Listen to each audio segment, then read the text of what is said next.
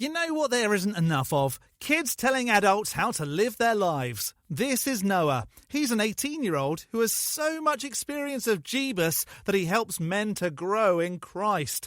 These kinds of lads get on my nerves the most because they don't bother to think for themselves and instead use years of indoctrination to pass on stupid beliefs. Yes, just my personal opinion, but it's very irritating for me since I lost my job thanks to one of these dimwits. Noah thinks he can easily debunk atheism. Let's see. Hello, I'm the Skeptic, the British floating circle that watches people make extraordinary claims, and then I explain why I don't accept what they're saying. Noah Lindsay is an adult YouTuber, but only just, who thinks he's the one that can lead men to Christ. What is it with donuts thinking they're the ones that have a special power to get J. Crizzle to show itself to folks? In this video, Noah has some easy debunks to atheist questions, which can only mean he's watched a couple of apologists say some dumb things that he thinks are really good arguments and is now trying to use the same grift. So, before we see atheism getting the debunk of a lifetime, if this isn't your first Skeptic video, hit the like, the subscribe and the bell, and maybe the algorithm will debunk our feeds. And a super thanks to those that hit super thanks in some recent videos. Scott Carden, Zane Hendry and Gunky Zip. And a big thank you to channel members who get to use Lisa the Rainbow Giraffe and more hen emojis. Lisa the Rainbow Giraffe bestows leaves upon you all. More hen. Okay, how many questions are we looking at, Noah? And what are you going to say about it? Today we're going to be answering 3 questions that atheists always ask me, always ask questions. And when you look at it in context, it makes a lot more sense. So trust me, if you watch the end of this video, I promise that this is going to make a lot more sense. And if you are a Christian watching this, then take some notes. These are, at least in my opinion, the best ways to answer these questions. I cannot wait, because so far the answers from some of the folks that have been doing this for decades haven't been satisfactory. I cannot wait. Okay, so the first question is, why is there evil and why do bad things happen to good people? The answer I'm okay with is because it happens, but I can't wait to see what this Christy Bob answer is. Now, first of all, we have to look at the fact that there is no good people. If you believe in the Bible, if you believe in Romans 3:23, for all have sinned and fall short of the glory of God, then we know that there is no good people. There are no good people. Geez, did you also skip basic education? There should be no excuse. You're barely out of school. Come on. And isn't there a description of Job in the Bible as being perfect? So there's some good people if you look in the Bible, but really, we shouldn't be using the Bible because it's never been demonstrated to be true anyway. So, no one cares! We all have sinned. If you have failed one of the commandments, then you failed them all. Sin. The made-up concept as told by a made-up God that requires a made-up child of said made-up God to have made-up died to pay the debt of the made-up concept. What a load of tosh. One sin takes you to hell. Not all sins are the same, but they all have the commonality of all taking you to hell. And isn't that stupid? You're as likely to be punished by a sky wizard for killing someone or cheating on your spouse or disobeying your parents as you are for eating crab. Okay, so that's the first thing to get out of the way. And the second thing is, why does God, allow bad things to happen? And the thing is, we are in a fallen world, okay? We are in a place where we have caused all of the problems. And the God isn't powerful enough to fix it, so it has to make up some dumbass rules to make it seem like it exists. Now, you can make the argument, but if God truly loves everyone, then why doesn't he just, heal people and stop all of the evil? But the issue is, we are choosing to partake in this evil.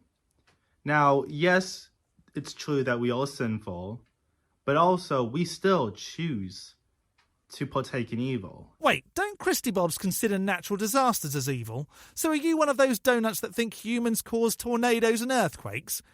How can you avoid partaking in these things? You don't accidentally sin. You don't accidentally cause disease. Okay? You don't accidentally, lie or steal. I absolutely have accidentally stolen.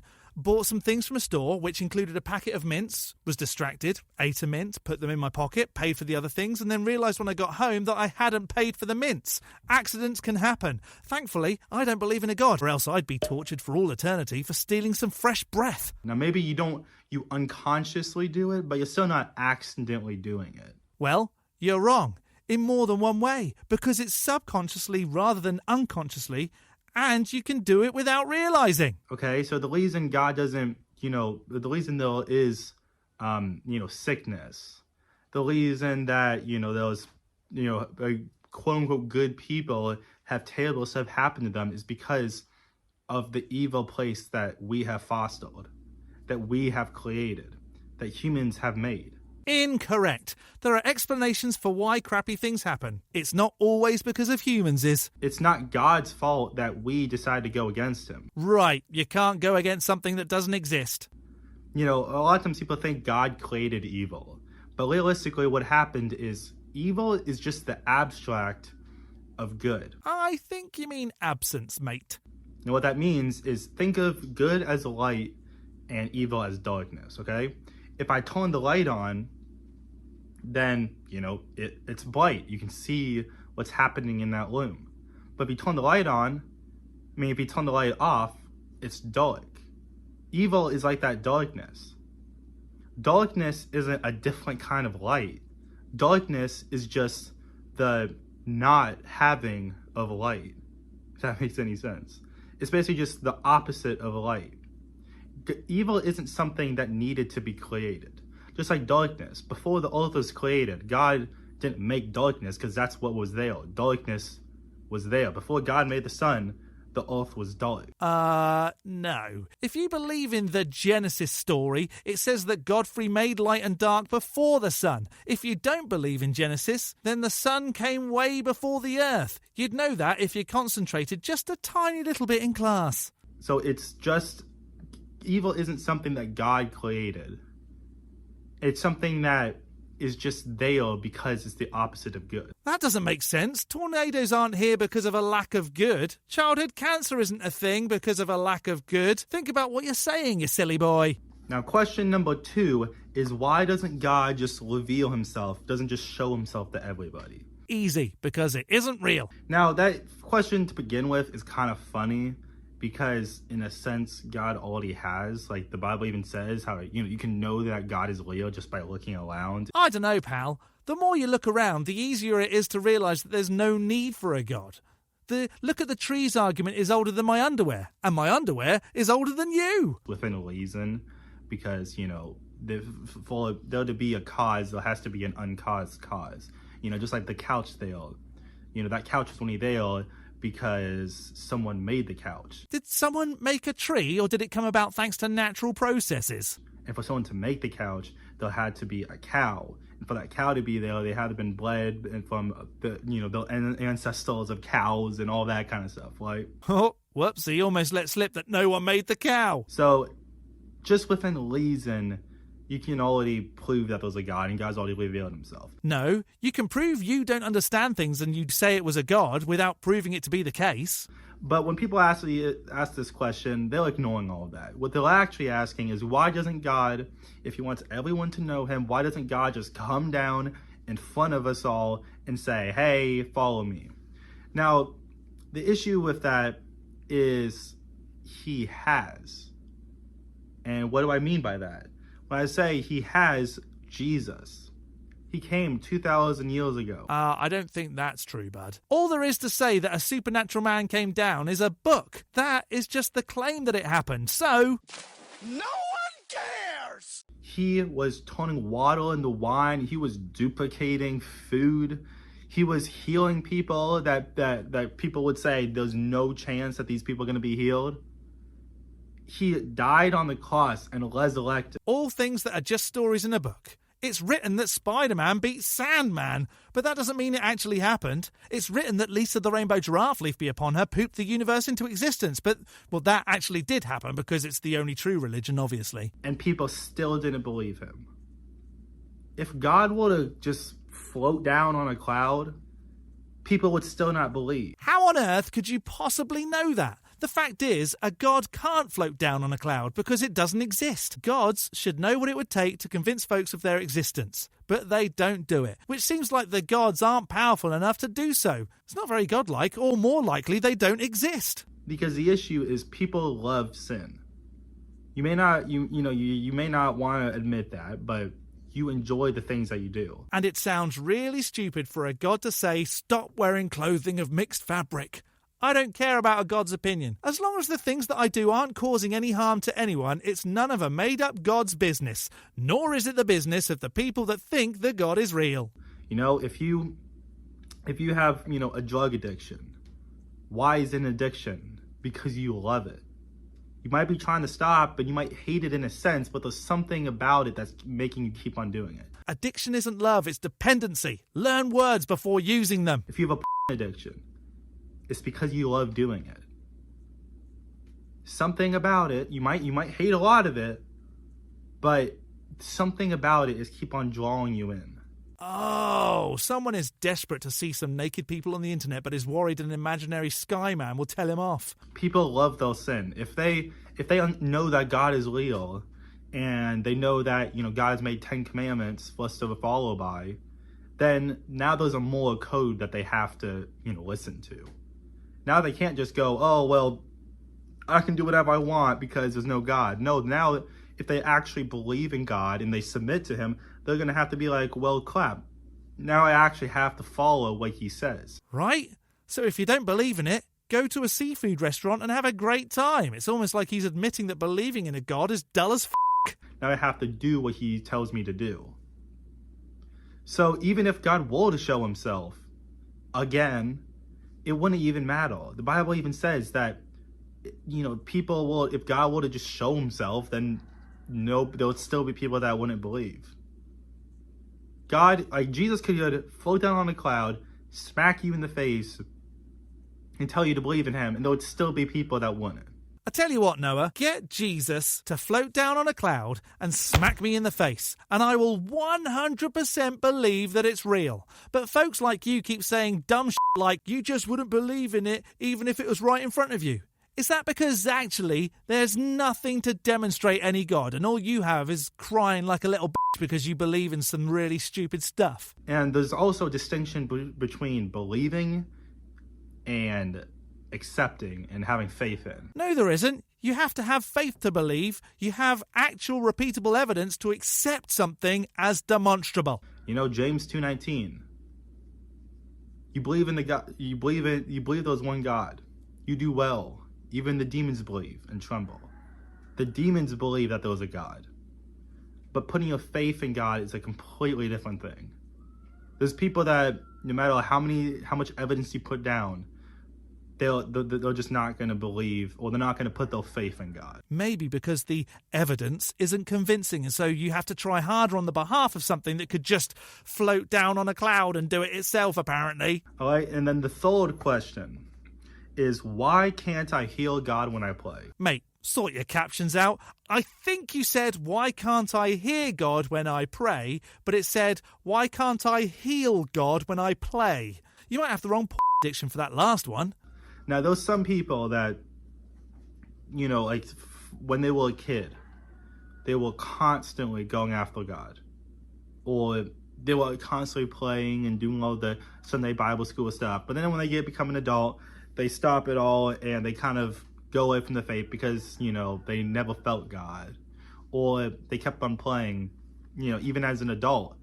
And they're like, well, God's not revealing himself to me, which means he's not true. He's not real.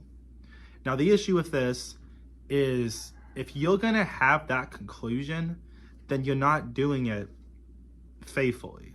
So there you have it. You just have to go against what is rational because you've not had an experience and just have to believe. No, sir, that's f***ing stupid. The Bible says, knock and the door shall be open to you. Okay, so let's pretend, there's a door. Or let's do what believers do and just pretend there is a God. Right? It's a door to someone's house.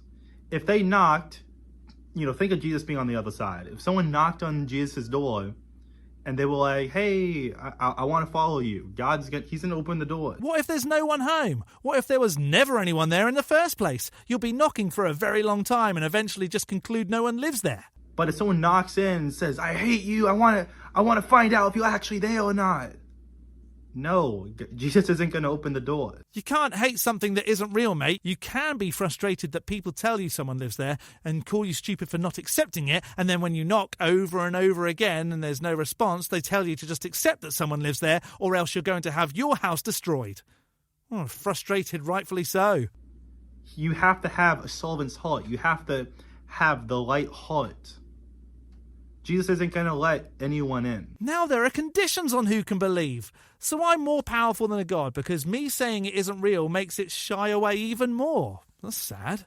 You can't just say, oh, well, I'm going to, think in my head. Because, you're not playing. You're just thinking.